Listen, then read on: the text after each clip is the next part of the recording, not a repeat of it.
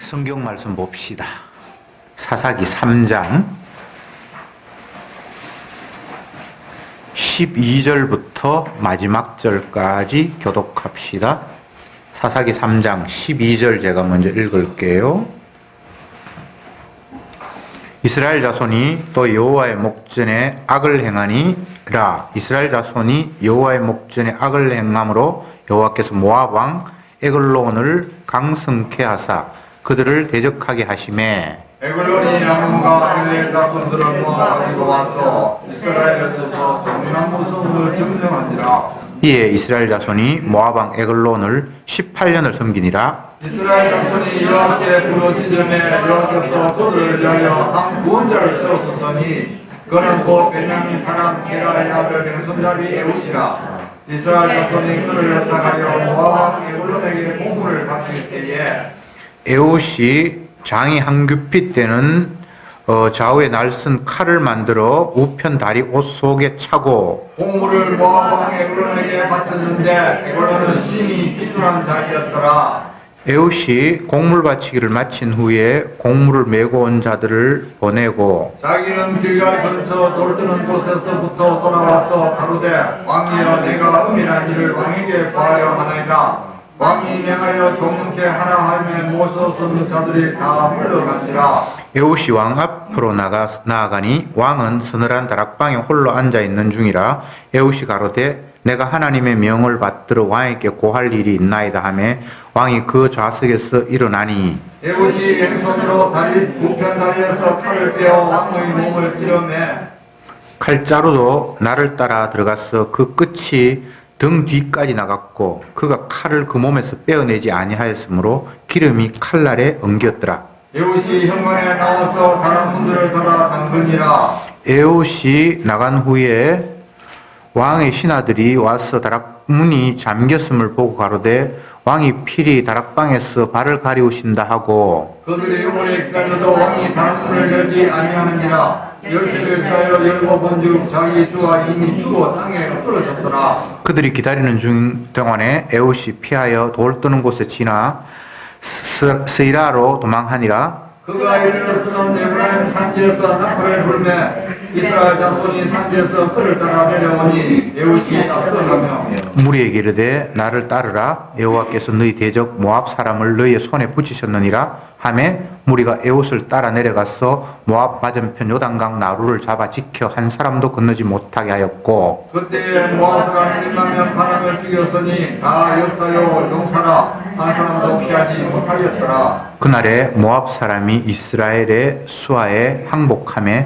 그 땅이 80년 동안 태평하였더라. 에웃의 후에 아나스의 아들 상갈이 사사로 있어 소모는 막대기로 블레셋 사람 600명을 죽였고 그도 이스라엘 구원하였더라. 아멘. 지난주에는 온니엘이라는 사사가 이스라엘 백성들을 구원했다 이런 이야기가 있었고 오늘은 에웃이라는 사사가 모압의 압제에서 이스라엘 백성들을 건져냈다는 이야기를 우리가 같이 읽었습니다. 모압 혼자만 쳐들어오면 좋겠는데 모압이라는 나라가 이웃나라 암몬과 아말렉을 다 동원하고 이스라엘을 이제 쳤다 이렇게 돼 있고 그렇게 해서 이스라엘 백성들이 18년 동안 그에게 조공을 들이면서 종으로 살다가 너무 힘들어서 하나님 앞에 부르짖으니까 하나님께서 지도자 한 사람 에웃이라는 사람을 보냈는데 그가 이런 일을 통해서 적장을 죽이고 적들을 물리치면서 그들의 압제로부터 벗어나서 80년 동안은 평안하게 살았다 이런 이야기가 기록이 되어 있습니다. 여기에서 이제 우리가 주목할 것은 에웃이라는 사람이 어떤 인물인가라는 건데 본문에서는 왼손잡이 에웃이다 이렇게 에웃을 설명해 주고 있습니다. 그 외에는 에웃에 대한 설명이 없어요. 왼손잡이라는 것은 유대 나라에서는 정상적인 사람이 아니다라는 그런 의미입니다. 다 오른손을 쓰게 돼 있어요. 특히 유대인들에게는 여호와 하나님께서 오른손으로 그들을 지키시고 그들에게 오른손은 권능이고 은혜고 신이 함께하는 것이 이제 오른손인데 굳이 여기서 왼손이라고 하는 것은 뭔가 이게 정상적이 아니라는 표현을 하고 있는 거예요. 정확하게 왼손잡이 에웃이 오른손 안 쓰고 왼손 썼다라는 그런 의미보다는 오른손을 쓸 수 없어서 불구가 되어서 왼손을 썼다라는 그런 의미도 있고, 뭔가 제대로 된 사람이 아니라는 의미를 성경은 의도적으로 왼손잡이라고 표현을 했어요. 제가 어릴 때 제 동생이 학교 갈 무렵이 되어서 연필을 쥐어주면 항상 왼손으로 자꾸 손을 가져가서 뭘 쓰고 해서 우리 어머님이 막 그 회초리를 들고 오른손으로 쓰라 된다고 막 강제로 빼앗아서 왼손잡이를 오른손으로 글 쓰게 만들었어요. 근데 글은 이제 오른손으로 쓰는데 나머지는 왼손이 더 강하죠. 그죠? 우리도 어린 시절에는 왼손 쓰는 걸 그 별로 장려하지 않아서 억지로 왼손잡이를 오른손을 활용하도록 이제 만들었다면, 유대인들에게 왼손이라는 것은 정상적이 아니다, 뭔가 좀 모자란다라는 그런 의미로 그들은 인식하고 있어요. 그런데 이 성경에서 하나님이 이스라엘을 구원할 자를 왼손잡이 에웃을 들어서 사용했다라는 의미가 이 본문에서 가장 중요한 핵심이에요. 불구자다, 모자란다, 뭔가 좀 응성한 그런 사람이 이스라엘을 건지고 구원하는 구원자로 하나님이 세우셨다, 이런 의미가 담겨 있죠. 사사기 2장부터 구체적으로 사사 이름들 한 사람 한 사람 거론하는데, 2장에 나타난 첫 사사는 온니엘, 갈렙의 이제 사위가 되었고, 원래는 동생이었던 사람이 딸을 줘서 사위가 됐던 사람인데, 그 온니엘에는 어떤 수식어가 붙어 있는 거 하면 그나스 사람 온니엘 이렇게 되어 있거든요. 이방인이에요. 이스라엘 사람들이 아니에요. 자, 지금 이제 사사를 이야기하는데, 처음에 사사 온니엘, 그 다음에 오늘 나오는 게 에훗, 그리고 마지막 오늘 끝절에 삼갈이라는 사람이 나오죠. 삼갈. 온니엘은 이방인, 그나스 사람입니다. 이방인. 에훗은 왼손잡이. 이 사람은 뭐 소모는 막대기로 적을 물리쳤다. 요 사사라는 사람들, 하나님이 구원자로 세우셨던 지도자들의 면면이 이 뒤에 보면 이게 좀 웃기는 거예요. 이 성경이 처음부터까지 다 그렇습니다. 사사는 존경받을 만한 훌륭한 인재가 하나도 없어요. 뭔가 좀 이렇게 모자라고 엉성하고 사람들로부터 따돌림 받는 그런 사람이 하나님의 신이 임해서 이스라엘 백성들을 어려운 가운데서 구출하는 그런 일에 동원이 되거든요. 이게 어떤 의미를 지닐까요? 인간은 자기 스스로 괜찮은 존재라고 착각하면서 다들 살아가요. 그 가운데 또 좀 머리도 굴리고 사람들에게 지도자라고 칭할 만한 사람들은 또 보통 사람들보다도 머리가 더 잘 돌아가거나 기술이 더 뛰어나거나 또 사람들에게 자기의 말빨이 먹혀들도록 연설을 한다든지 뭔가가 있어요. 그래서 도토리 키재기지만 자기들 가운데 그래도 한 뼘이라도 더 나은 사람이 지도자가 되고 그들을 이끄는 리더가 되죠. 그런데 하나님이 세우시는 사람은 인간들의 관점에서 볼 때는 전혀 별 볼 일 없는 사람을 하나님이 세우시는 거예요. 이스라엘 백성들에게서 첫 번째 구원자는 모세였죠. 그들이 애굽에서 종살이 할 때에 하나님께서 모세를 광야에서 불러서 뭐 떨기나무 가운데에서 막 나무가 불이 타는데 불은 활 일어나는데 나무가 전혀 연소되거나 소멸되는 것이 아니라 불꽃만 활짝활짝 피어나는 그런 이상한 광경을 하나님께서 보이시면서 네가 애굽 땅에 있는 내 백성들을 건져내야 할 일을 맡길 것이다, 이렇게 하나님께서 그에게 사명을 주시잖아요.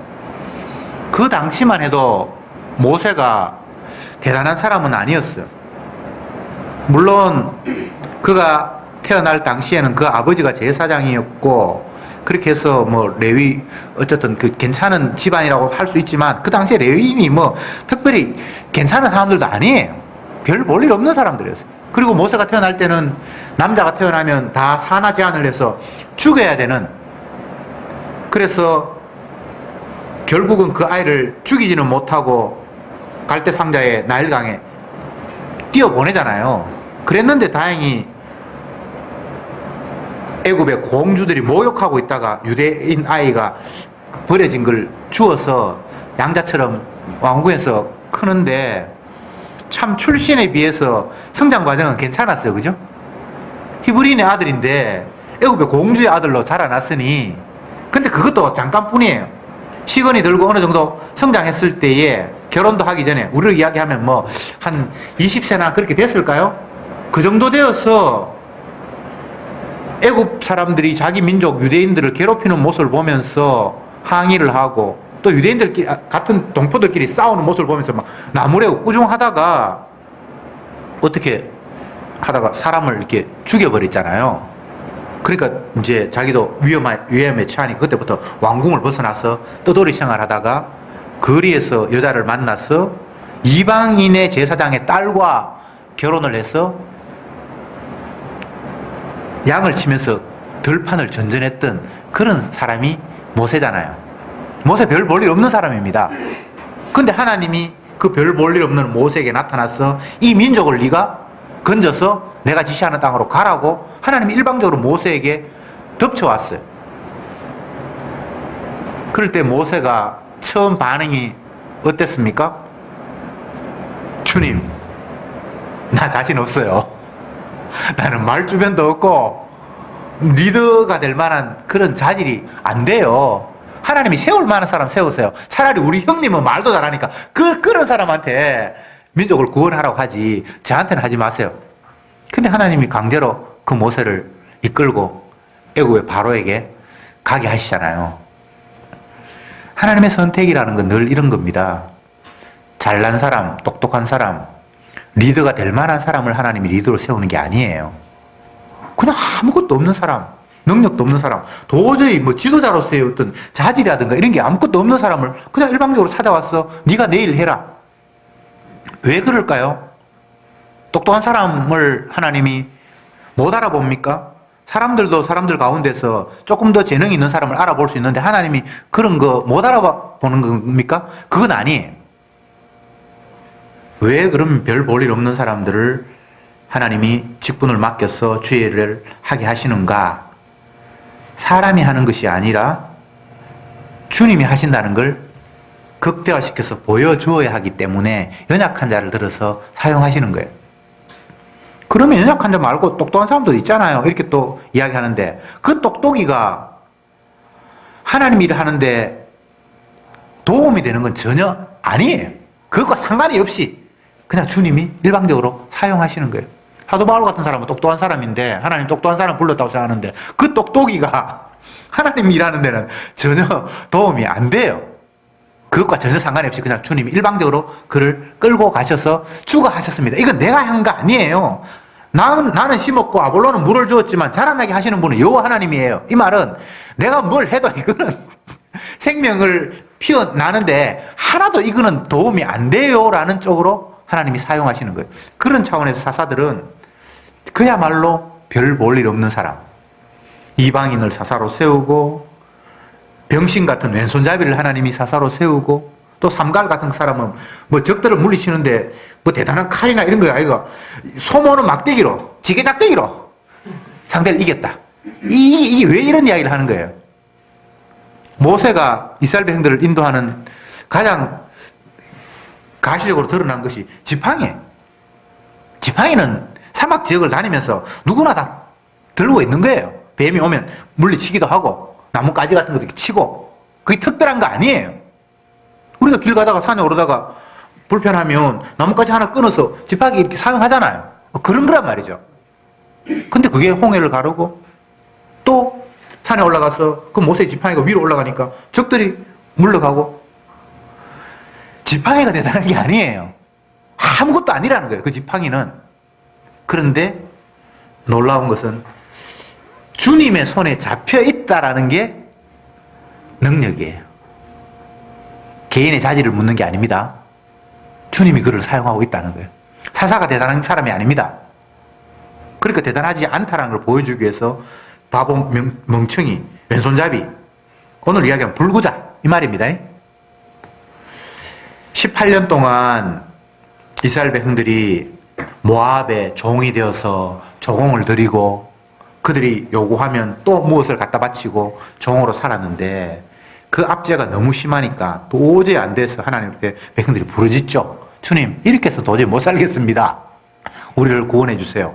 그럴 때 하나님께서 왼손잡이, 머저리 같은, 장애인 같은 그런 에훗을 세워서 네가 모압을 이겨서 그 모압의 압제에서 이 백성들을 건져라. 그러니까 이제 이 에훗이 작전을 썼습니다.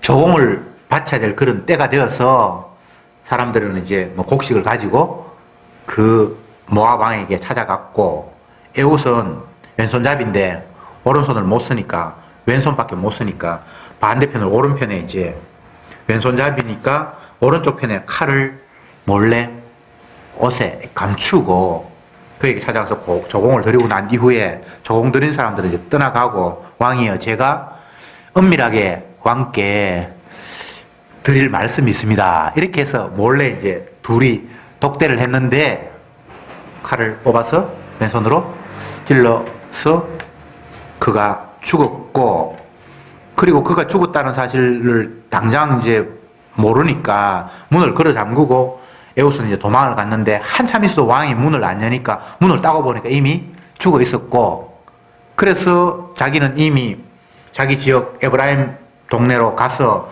백성들에게 내가 왕을 죽였다, 적장을 죽였다, 빨리 모여서 나머지 이 군사들도 우리가 치자. 그렇게 해서 모압 사람들, 장정들 1만 명을 물리쳤고, 그리고는 이스라엘에 80년 동안 평화가 있었다. 이렇게 성경이 기록하고 있습니다. 어쩌면 좀 스토리가 너무 엉성하다 이런 생각이 안 듭니까? 좀 이야기를 더 재미있게 꾸미지. 근데 이야기가 재미있고 말고를 성경이 이야기하고 있는 것이 아니라, 이 세상은 사람의 손에 의해서 이기고 지는 것이 아니라 여호와의 손에 달려 있다는 것을 보여주는 거예요. 우리는 눈을 가졌기 때문에 눈에 보이는 것, 손에 잡히는 것이 중요하고 안 보이는 것은 없다고 간주해버리면서 살아가잖아요. 지금 이 본문으로 이야기를 하면 모압이라는 대적이 있고 이스라엘 백성들이 있고, 이스라엘 백성들 중에 하나님이 사사로 세운 에훗이 있습니다. 자,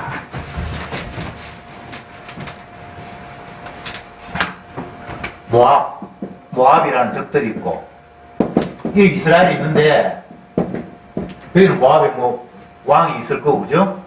이스라엘에는 에훗이 대표로 있습니다. 그러면 에훗과 이 모압의 왕이 만나잖아요. 그럼 우리가 생각할 때는 왕이 있고 에훗이 있잖아요. 그게 다잖아요.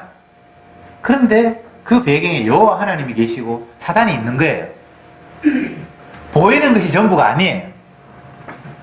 우리가 생각할 때는 에훗이 오른손을 못 쓰는 왼손잡이, 이 팔이 병실을 이것밖에 못 쓰는 사람이라서 자기 힘으로 안 되니까 몰래 사기를 쳐서 이 다리 밑에 칼을 숨겼다가 빼가지고 죽였다, 지혜롭다, 이렇게 해석할 수 있는데 그런 건 아니에요. 눈에 보이는 게 전부가 아니라는 거예요. 강함이 약함을 이기는 것처럼 우리는 그렇게 생각을 하잖아요. 근데 그게 아니라는 거예요. 그 배후에 뭐가 있다는 거예요. 이걸 이제 이 성경을 통해서 우리가 확인하고 또 발견해야 돼요. 오늘날도 마찬가지입니다. 이 세상이 사람들만 있는 세상 같지만 그렇지 않아요. 사단이 활동하고 있고 예수님이 주가 되어서 지금도 세상을 움직이고 계시는 거예요. 근데 우리는 예수님과 사단은 안 보이니까 없는 걸로 간주하고 상대만 생각하잖아요. 저 사람이 내보다 강할까? 약할까? 아니면 내가 저 사람과 만나면 이익이 될까? 손해가 될까? 날마다 이것만 계산하지. 사단이 배후에 있고 여호와 하나님이 예수님께서 세상을 주관하고 계신다는 실수를 자꾸 놓치잖아요. 이 본문은 그 이야기를 하고 있는 거예요. 너와 나의 싸움이 아니다. 이스라엘과 모압의 싸움이 아니다. 언약과 비언약의 싸움이다. 언약이 뭔데? 인간들은 관심이 없어요.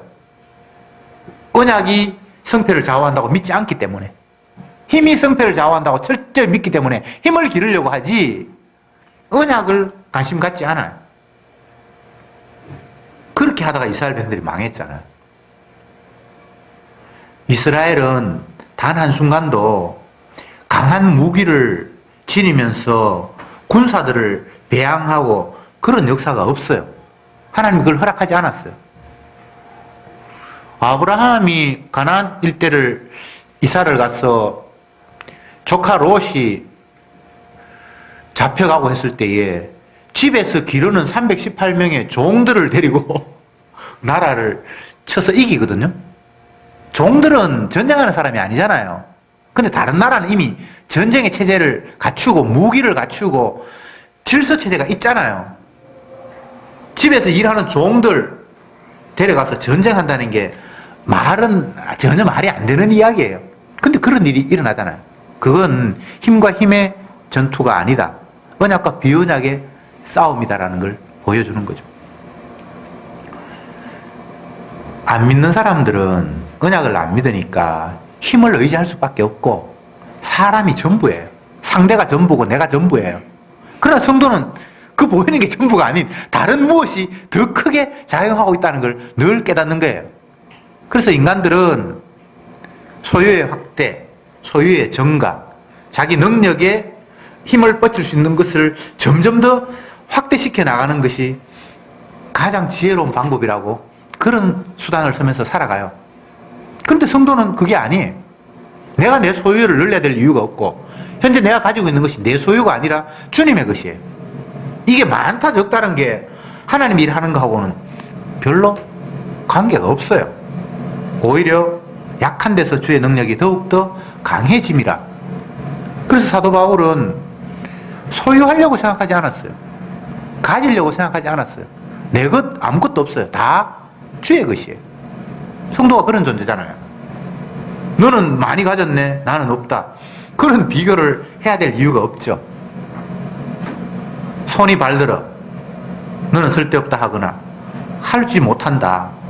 각자 하나님이 자기의 필요에 따라서 주신 분량들이 다 있기 때문에 그냥 그것 하나님 앞에 감사하면서 그걸 가지고 그게 은사인데 정인으로 예수님이 정인이라는 사실을 드러내는 일에 그냥 활용하면 되는 거지 그걸 내지키는 일에 활용하거나 그런 게 아니에요.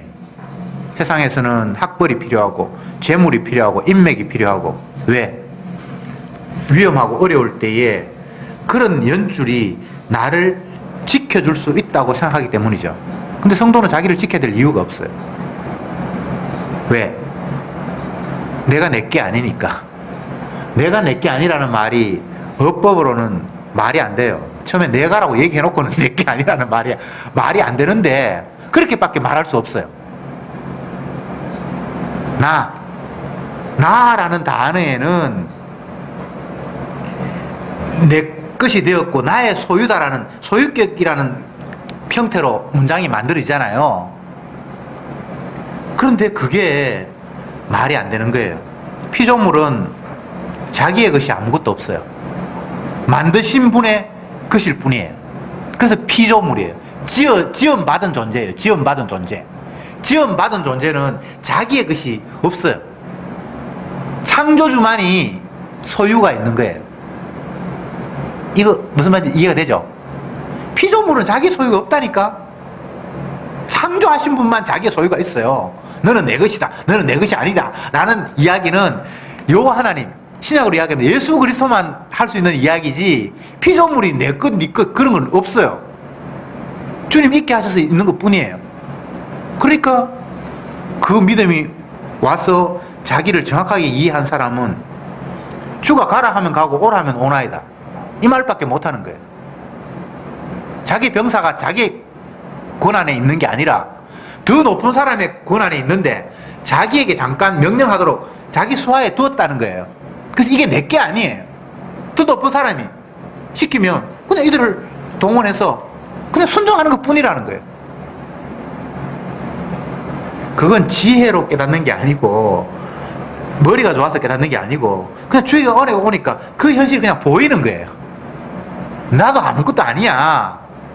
대장이 계시는데 내 밑에 백부장이니까 100명의 병사가 있지만 이걸 내 마음대로 하는 건 아니고 그 위에서 일 시키는 분이 이들을 활용해서 자기 일 하라고 나한테 맡겨놨어. 그러니까 가라고 하면 가고 오라고 하면 하고 뭐 나는 그런 존재밖에 안 됩니다라는 걸 깨달은 거예요. 주께서 깨닫게 하시니까.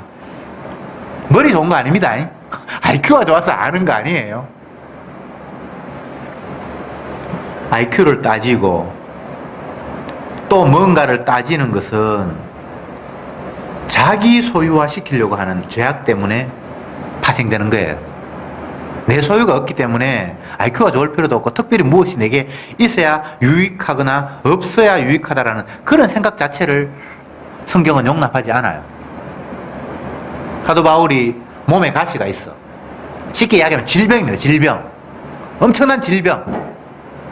그러니까 이게 너무 복음 전하는 일에도 방해가 되고 힘들어요. 건강하면 아무래도 복음 전하는 일이 쉬울 텐데 몸이 아프니까 그래서 주님 복음 전하는데 이거 방해됩니다. 이거 좀 제거해 주십시오. 그러니까 주님께서 뭐라고 합니까? 네가 약한 데서 오히려 내 능력이 더 크게 부각되기 때문에 그거 있어야 된다. 그런 것마저 없으면 네가 너무 자고해서 스스로 교만하고 잘난 척해서 큰일 난다. 바울의 입장에서는 불편해요. 근데 주님의 입장에서는 그게 있어야 더욱더 효과적으로 주님이 드러나고 꼽히는 거예요. 그래서 주님 마음대로 해요. 여러분들에게 다 가시가 있죠. 네. 불편한 거 다 있죠. 그게 있어야 되는 거예요. 내한테는 없으면 좋겠는데 주님의 큰 그림 속에서는 그게 있어야만 되는 거예요. 주님은 자기를 드러내는 일에 혈안이 되어 있어요. 이 표현이 좀 웃기는데 나는 내 영광을 누구에도 빼앗기는 자가 아니다. 나는 홀로 다 영광을 취한다. 주님의 영광에 우리가 한 다리 걸쳐서 꼽사리 낄 수가 없어요. 오로지 영광은 주님께만 돌려드릴 때 있어요. 모든 피조물이 그 앞에 주라 시인하고 무릎 꿇고 그렇게 하도록 하나님께서 세상을 다 만들어 놓았어요. 그러니까 그 은혜가 깨달아진 사람들은 주는 흥하여야 하고 나는 쇠하여야 하리라. 아주 당당하게 나는 아무것도 아니야.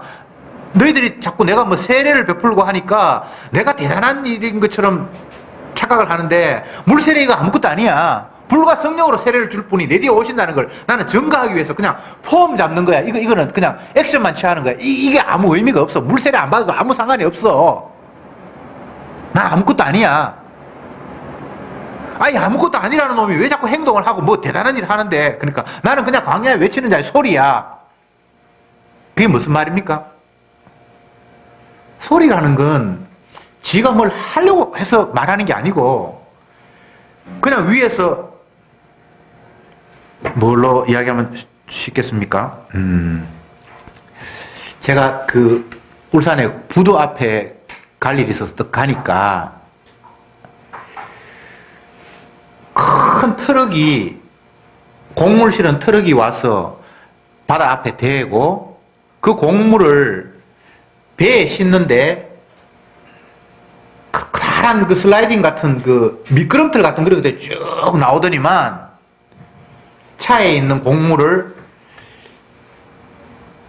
배로 옮겨 실는 걸 제가 봤어요. 여러분 그런 거 봤습니까? 네, 막 컨베이어 벨트하고 비슷한데 어쨌든 위에서 막 쏟아부으니까 그냥 그 미끄럼틀처럼 해가지고 곡물이 쫙 절로 옮겨가는 거예요.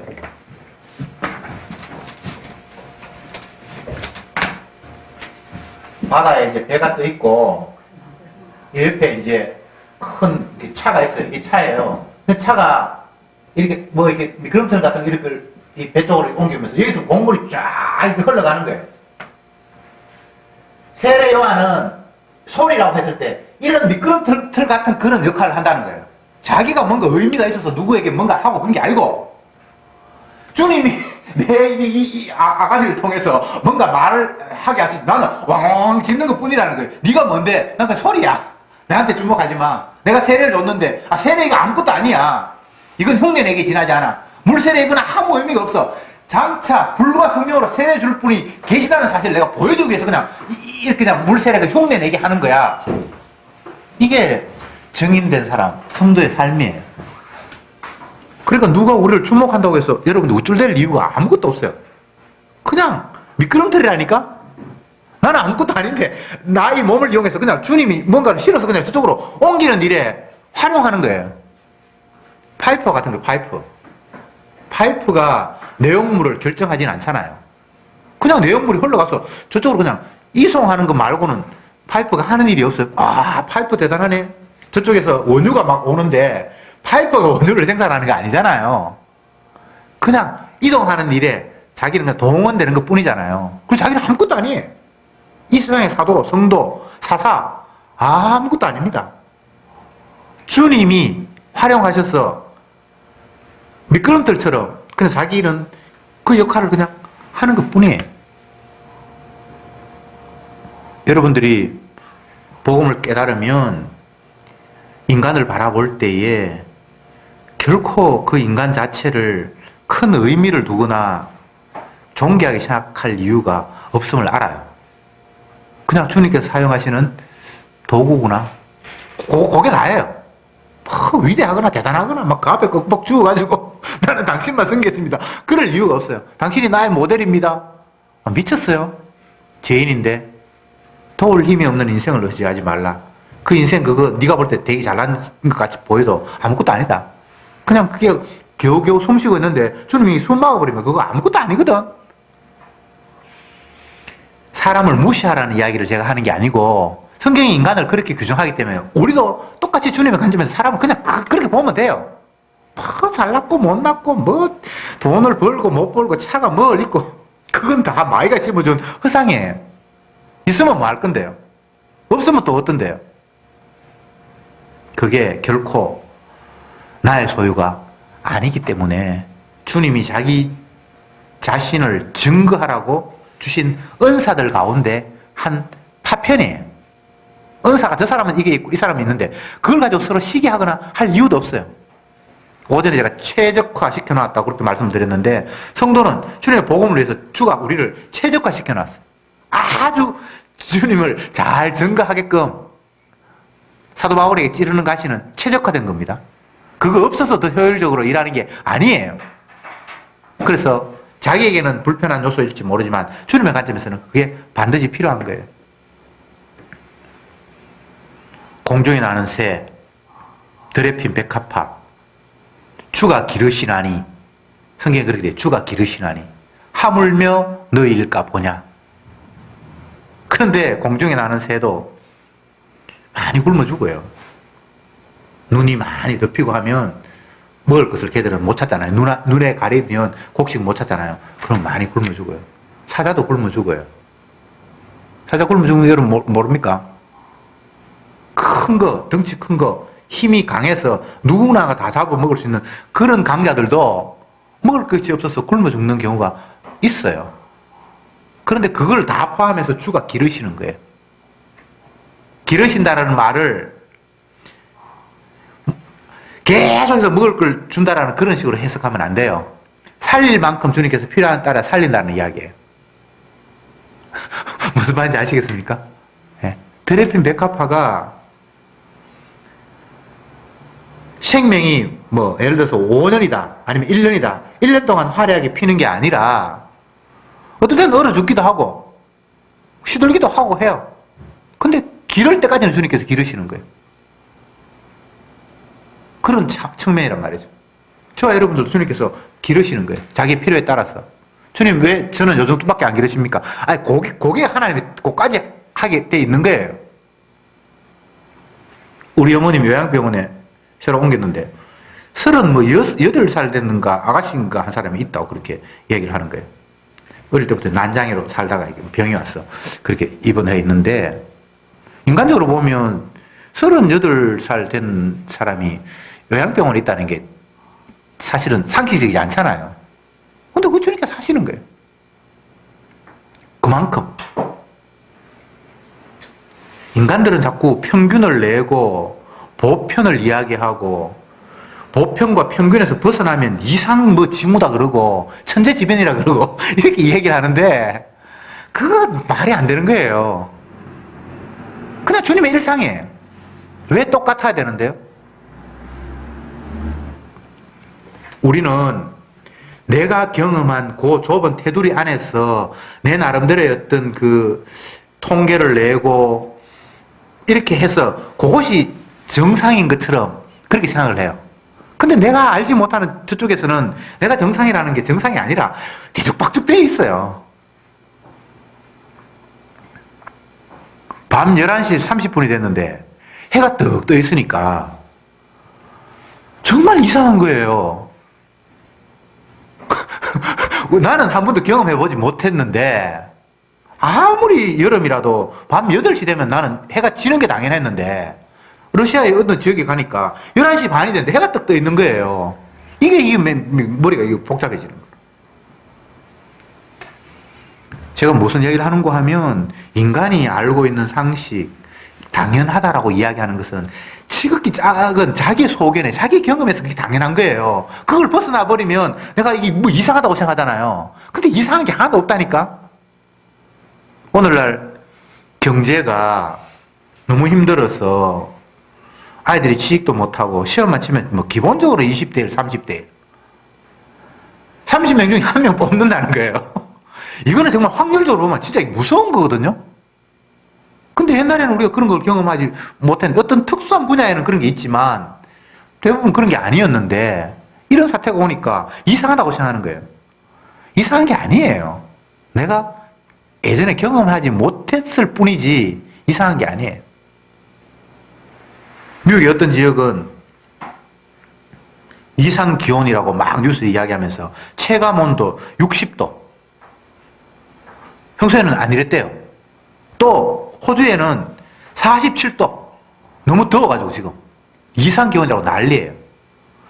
예전에 자기들이 경험하지 못했다는 거지. 더 범위를 넓히면 47도보다 높은 데도 있고요. 영하 60도보다 더 높은 데 지상에 많이 있어요. 근데 그 지역에는 아마 그런 일이 드물었던가 보죠. 하나님이 기후를 찬바람을 시베리아에 있는 찬바람을 이쪽으로 좀 옮기면 그쪽이 시베리아가 될 수 있어요. 또 아니면 열대 뜨거운 기운을 이쪽으로 좀 옮기면 될 수 있어요. 이상하다고 생각하지 마세요. 주님이 자기 영광을 위해서 어떤 일이든지 할 수 있는 분이에요. 바다를 가르시는 분이 아니면 지게짝대기가 아니고 이게 소모는 막대기로 사람을 600명이나 죽이고 이상하잖아요. 근데 이상한 게 아니에요. 하나님이 하시면 아주 간단해요. 더 간단한 게 뒤에 사사에 계속 나옵니다. 뭐 나팔 부는데 저들끼리 싸움해가 죽기도 하고요. 홍해를 갈라서 하나님이 자기 백성을 건너게 하는데 애국 백성들이 따라오다가 그것도 물이 또 닫혀버려서 그냥 물고기 밥으로 만들기도 하고요. 자고 일어났는데 보니까 적들이 18만 5천 명이 다 시체가 되어 있기도 하고요. 우리가 생각할 때는 이상하죠. 내가 안 죽였는데 누가 죽였지? 사람들은 자기가 전쟁을 하면 상대를 죽이든지 살리든지 하지 내가 안 죽이면 죽일 사람이 없다고 생각하잖아요. 그게 인간의 한계예요. 주님은 천사를 동원하시고 마귀는 마귀의 역할을 하고 그렇게 해서 주님이 천사를 동원해서 이스라엘 적들을 18명 5천 명을 하루아침에 그냥 다 시체로 만들 수 있는 분이 이상한 게 아니라니까. 자꾸 눈에 보이는 것만 자꾸 보면서 그게 다라고 생각을 하니까 그게 이상하지. 성경은 보세요. 처음부터 인간이 존재한 것이 아니라 하나님의 말씀이 먼저 계셨다고. 지금도 여전히 말씀이 살아서 언약이라고 이야기하는데 그 언약대로 모든 일이 진행이 되는 세상에 우리가 놓여 있어요. 이게 믿음이 안 오니까 지금 무슨 말 하는지 모르는 사람은 몰라야 돼요. 네. 주님이 모든 사람들에게 다 알게 하시지는 않았어요. 깨달을 자는 깨달을지어다. 들을 기 있는 자는 들을지어다. 들을 기 없다는 사람이 반드시 있어야 돼요. 반드시 있어야 돼요. 이상하다. 나는 그게 안 믿어지는데 니는 어떻게 믿어지노? 그거 원래 믿음은 선물이라서 다 다 믿어지면 선물이 아니에요. 누구나 다 받으면 선물 아니에요. 성민이가 지 사촌 동생 결혼 잔치에 가가지고 막 열심히 대답을 잘했는데 선물 못 받아가 아직까지 삐져가지고 오늘 금요일 날 잔치 갔는데 화가 났다 그러는데, 선물은 다에게 주는 게 아니잖아요. 어떤 특정한 사람에게 주어지는 거잖아요. 믿음은 하나님이 특별한 사람에게 주어진 선물이기 때문에 다 믿어지만 그거 사기예요. 어떤 사람이 복음을 전했는데 그 듣는 사람이 다 알아듣었다. 그거는 거짓말. 인간의 이성을 가지고 이야기했으면 이성을 가진 인간이 다 동의할 수 있는데, 하나님의 선물은 절대 그런 일이 발생하지 않습니다. 사사의 이 이야기가, 왼손잡이가 그 적을, 오른손도 제대로 못 쓰는 왼손잡이가 그 적을 물리쳤다. 그리고 그가 지도해서 1만 명 되는 사람을 다 요단강 앞에서 한 명도 남기지 않고 다 죽였다. 이게 인간적으로는 이해가 안 되죠. 천사도 안 믿고 눈에 보이지 않는 하나님도 안 믿어지고 하니까 이게 잘 이해가 안 되는 거예요. 근데 하나님이 하시면 아무것도 아니에요. 소돔과 고모라 성에는 하나님이 유황불을 내리니까 롯과 그 두 딸이 거기 있다가 피하고 나머지 다 몽땅 죽어버렸어요.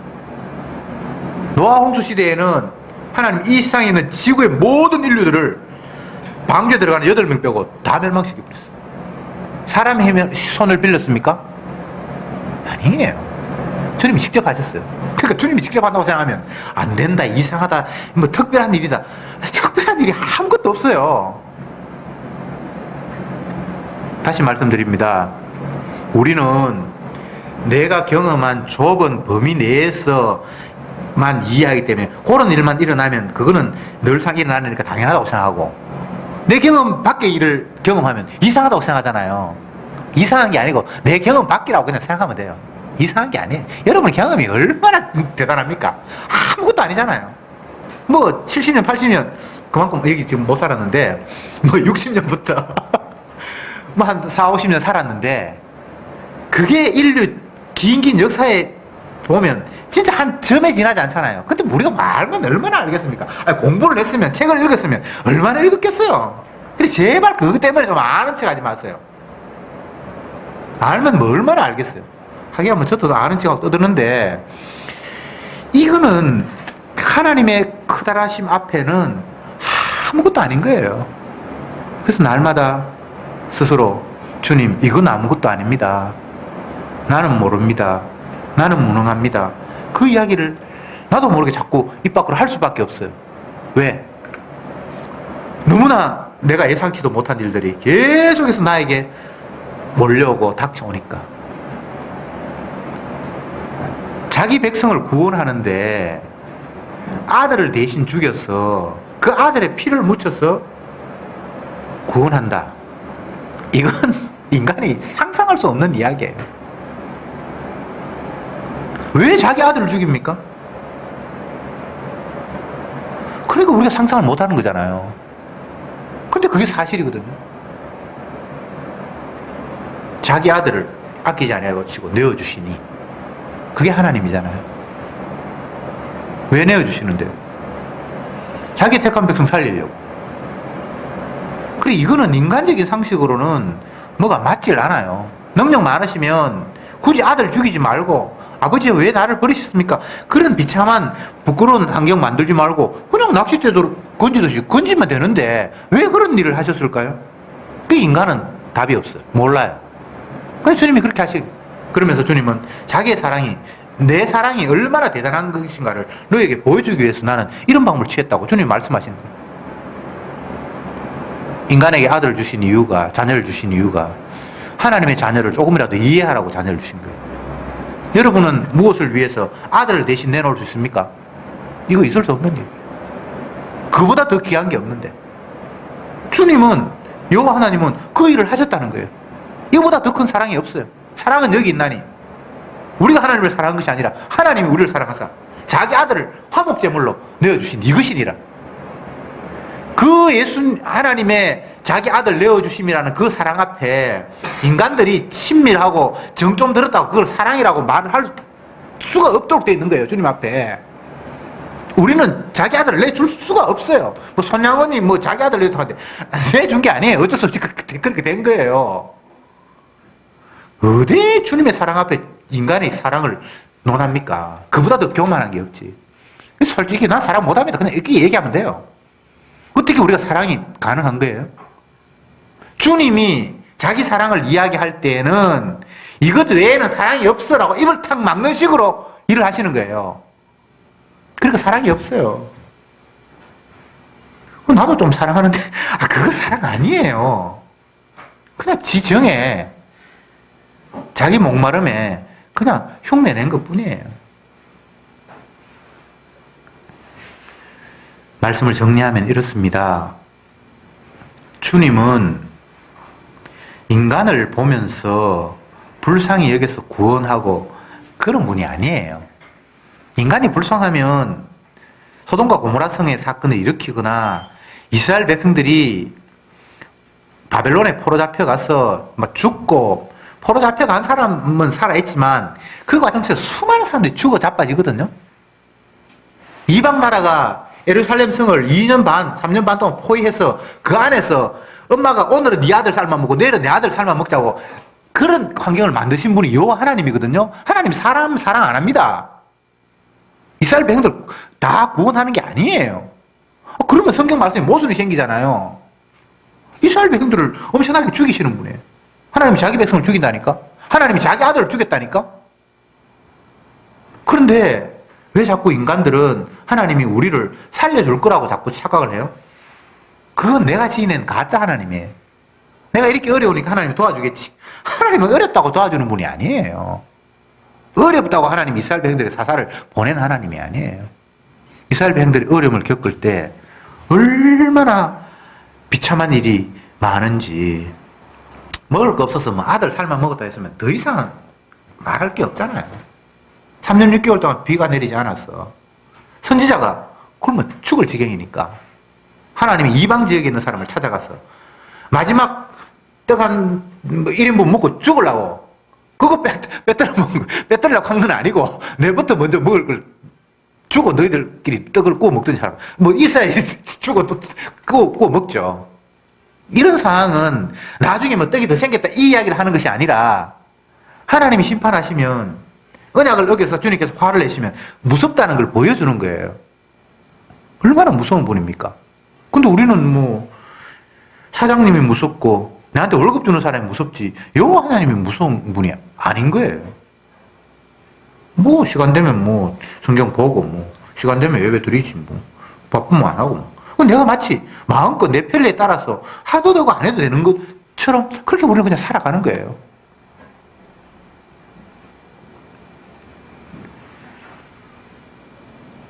오늘 본문에서 하나님께서 이스라엘 백성들에게 적들을 강성하게 하셔서 12절 제가 읽어볼게요. 이스라엘 자손이 또 여호와의 목전에 악을 행하니라.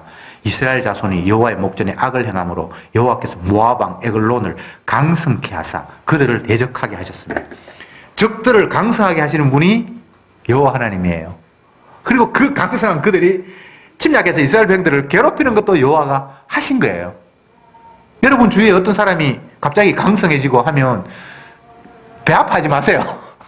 여호와 하나님이 하신 일이에요. 그리고 그가 나를 억압한다. 그것도 주가 하신 일이에요. 에이씨 더러워서 안 되겠다. 내가 힘을 길러서 적을 짓밟아야지. 그런 생각하지 마세요. 이스라엘 백성들이 여호와의 목전에서 악을 행했어요. 요걸 하나님이 벌하시기 위해서 적들을 일부러 어느 날 갑자기 막 강한 나라로 만들었어요. 그래서 그냥 강하면 좋은데 이들이 또 이스라엘을 침략하게 만들었어요. 이게 다 하나님이 하신 일이에요. 왜? 언약대로 시행하는 분이 여호와 하나님이라는 사실을 백성들이 알게 하기 위해서. 하나님은 자기 약속대로 실행하는 분이라는 사실을 너희들이 똑똑히 알아라. 하나님은 말씀대로 모든 일을 이끄신다. 그거 알라고 하나님께서 이를 작정을 펼치는 거예요. 오늘도 마찬가지입니다. 이 세상에 오만 일이 다 펼쳐지는데 이건 주님의 언약대로 일어나는 거예요. 김정은이가 핵이 어쩌고 뭐 트럼프 미국 대통령이 또라이짓 하고 뭐 별일이 지금 이 세상에 다 일어나는데 주님이 당신이 약속하신 일들이 그대로 지금 시행되고 있음을 보여주는 측면에서 모든 일이 일어나고 있는 거예요. 더 정확하게 이야기하면 십자가의 의미가 도대체 무엇인가를 자기 백성에게 보이고, 또 알지 못하는 사람들에게는 십자가의 심판이 펼쳐지고 있는 게 지금 현재 돌아가는 흐름이에요. 뭐 비트코인이 어떻고 뭐 오만 뭐 평창의 올림픽이 뭐 오니 안 오니 뭐 별일이 다 일어나는데 그건 다 표면적인 거고, 진짜 중요한 것은 주님의 피가 아니면 우리는 구원 얻을 수 없는 그런 완악한 죄인이라는 사실을 보여주고, 또 저쪽 편에서는 피를 모르기 때문에 마땅히 심판받을 쪽으로 지금 가고 있다는 사실을 주님이 그냥 펼쳐 보이시는 거 말고는 아무것도 없어요. 에훗 대단한 사람 아닙니다. 병신이 병신. 오른쪽도 제대로 못 쓰는. 그런데 주님이 상대를 강성하게 해놓고 바보 같은 왼손잡이가 그들을 그냥 댕강 이겨버리잖아요. 힘이 아니라는 거예요. 언약이라는 거예요. 하나님이 그들을 구원하시려면 얼마든지 구원하실 분이 여호와 하나님이시라는 거예요. 그러니까 우리는 힘을 믿을 게 아니잖아요. 애국 같은 지도자가 또 있으면 좋겠습니다. 이게 아니잖아요. 주님만이 나의 유일한 생명입니다. 주님의 대속의 피가 없으면 나는 아무것도 아닌 존재군요. 그 소리 하라고 주님은 이런 일을 일으켰다는 사실을 오늘 본문을 보면서 다시 한번 확인하면 됩니다. 기도합시다. 주님, 감사합니다. 표면적으로 일어나는 수많은 사건들이 다 보이지 않는 주님의 언약을 시행해가는 과정이고, 힘과 힘의 대결이 아니라 언약과 비언약의 충돌이라는 사실을 말씀을 통해서 다시 한번 확인했습니다. 저들이 이 땅에 살아가면서 보이는 것도 있고 손에 쥐어진 것도 있지만 그것이 우리를 살리거나 죽이는 것이 아니라 예수님의 보혈의 피가 우리를 살린다는 사실을 다시 한번 깨닫습니다. 주여, 제발 보이는 것에 마음 빼앗기다가 정작 살아계신 주님의 그 약속, 능력을 놓쳐버리는 어리석은 자가 되지 않게 하옵소서. 예수님의 이름으로 기도드립니다. 아멘.